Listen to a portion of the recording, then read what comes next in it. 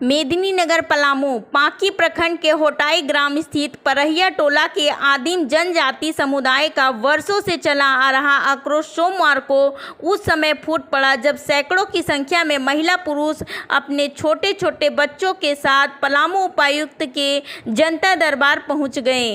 विरोध का अनोखा तरीका अपनाते हुए ग्रामीण अपने साथ जंगल से प्राप्त कंद मूल भी लेकर पहुंचे और बताया कि आज भी उनका जीवन इन्हीं पर निर्भर है।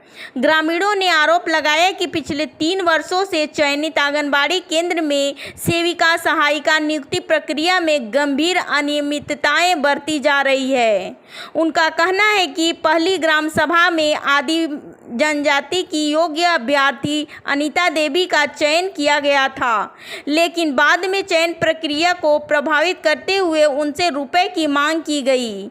आरोप है कि पैसे नहीं देने पर नियमों की अनदेखी कर पोषक क्षेत्र से बाहर की पिछड़ी जाति की अभ्यर्थी का चयन कर दिया गया।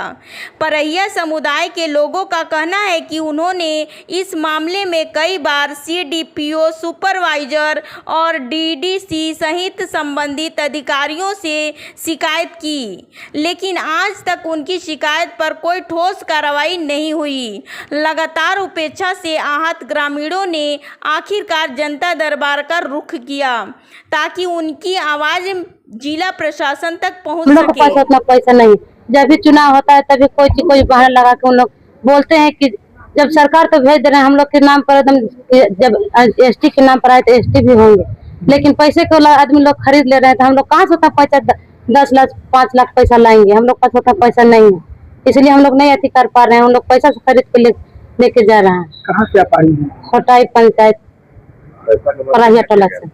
पैसा कितना पैसा मांगा गया? 5 लाख 8 लाख हम लोग से मांग हुआ। हम लोग गरीब लोग कहाँ से इतना पैसा दे सकते हैं? इसके द्वारा हम लोग के पैसा है ही नहीं है जो हम लोग इतना पैसा। सुपरवाइजर लोग मांगा गया है तो हम लोग इतना पैसा कहाँ से देंगे? हम लोग खुद घर में खाने के लिए खर्च नहीं है तो हम लोग इतना पैसा कहाँ से लाएंगे जो हम लोग देंगे? अगला आदमी को अनीता देवी। सुपरवाइजर का नाम क्या है जो पैसा मांगा? सुपरवाइजर नाम पता नहीं है सर। नाम गीता सिंह का नाम। गीता सिंह। Yes sir. यही आंगनबाड़ी तरफ से आए हैं सर। हम लोग के परहिया जाती है, हम लोग पास उतना पैसा है नहीं है तो कहाँ से उतना पैसा हम लोग देंगे?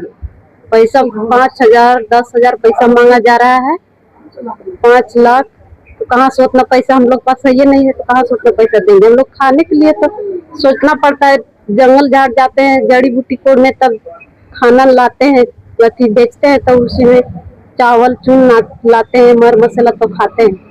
कहाँ से हम लोग उतना पैसा लाएंगे कि गरीब आदमी पैसा हम लोग उतना देंगे?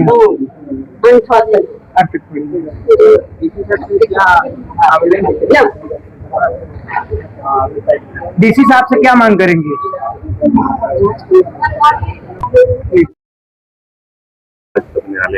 क्या मामला क्या है? लोग आए। देखिए, ये आप कहिए कि जब जनता जो है जब त्रस्त हो जाती है तब वो उपायुक्त का दरवाजा खटखटाती है, लेकिन यहाँ ये सिर्फ आज की बात नहीं है। 3 साल से पांकी प्रखंड के आपके होटाई पंचायत के लोग यहाँ उपस्थित हुए हैं और ये आदिम जनजाति के लोग हैं। जो सूचना मुझे प्राप्त है यहाँ के एसडीपीओ के द्वारा, वो ये कहते हैं कि पूरे पलामू में कम से कम 35 जो है वो आदिम जनजाति की रिजर्व सीटें हैं आपको आंगनवाड़ी सेविका सहायिका के लिए। लेकिन हम उनको दावे के साथ कह सकते हैं, उनसे हम चैलेंज कर रहे हैं कि वो उस 35 में से अगर आप 10 सीट भी अगर आप दिखा दीजिएगा ना कि आदिम जनजाति के लोग काम कर रहे हैं तो जो कहेंगे वो हम मानेंगे।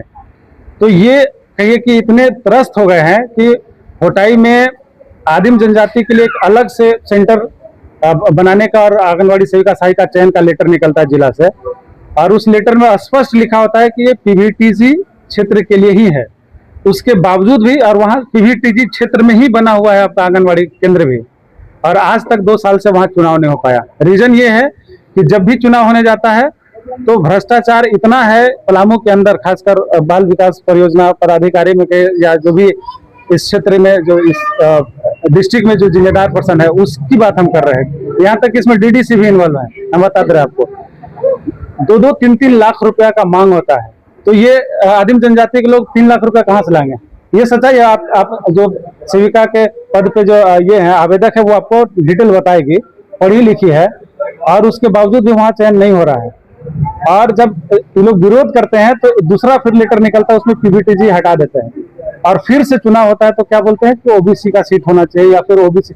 अरे भाई, जब पहली बार निकला कि पीवीटीजी का ही है, आदिम जनजाति के लोगों के लिए है, तो फिर कहाँ से चेंज हो गया?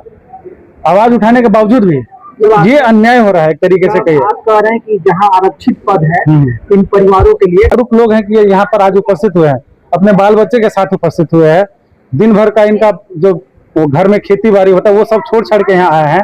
और आज भी देखिए, पहले भी कई बार डीसी साहब को इन्होंने ये दिया हुआ है आवेदन, है ना, जनता दरबार में। लेकिन जनता दरबार का बात वही हो जाता है जैसे सरकार बोलते हैं ना कि सरकार आपके द्वार, तो सरकार आपके द्वार में आवेदन जो भी जमा होता है वो सीधे बोरे में रख के आज तक वो कहाँ गया पता ही नहीं चला। यहाँ भी वही हरकत हो रहा है। यानी आप जनता दरबार पर आरोप लगा रहे हैं कि औपचारिक है केवल? बिल्कुल औपचारिक है। डीसी साहब आज भी नहीं थे, हम लोग इंतजार कर रहे थे डीसी साहब ही रहते जनता दरबार में, लेकिन थे ही नहीं। डीडीसी को जिम्मेवारी मिला है, तो डीडीसी पर तो ऐसा ही सवाल खड़ा होता है।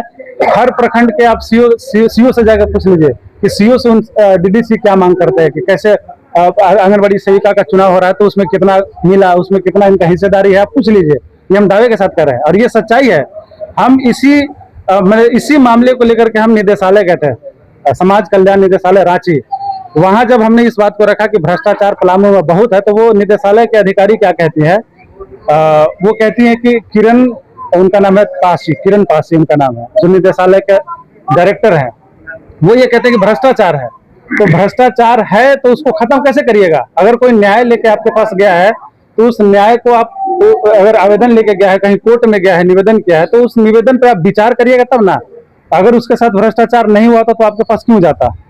वहां भी यही खेला हो रहा है। मतलब जो पैसे है जिनका, उनको चयन हो जा रहा है, और जो आम सभा में होता है उनका चयन नहीं होता है। और सीधा आपको संपर्क करना पड़ेगा सीओ से, जो उसका पदाधिकारी है। तो ये दिक्कत है पूरे पलामू में। हम ये मांग करते हैं कि इस पर पूरी तरीके से लगाम लगाया जाए और निष्पक्ष तरीके से चुनाव हो, ताकि जो आवेदक है, जो लाभुक है, जो उसके लिए सक्षम है, उसका चयन हो सके। ये भ्रष्टाचार है, हम खुल के कह सकते हैं। और किसी के साथ भी, किसी के जगह, किसी के पास भी हमको बोलना पड़े तो कुछ कोई गुरेज नहीं है, क्योंकि ये सच्चाई है।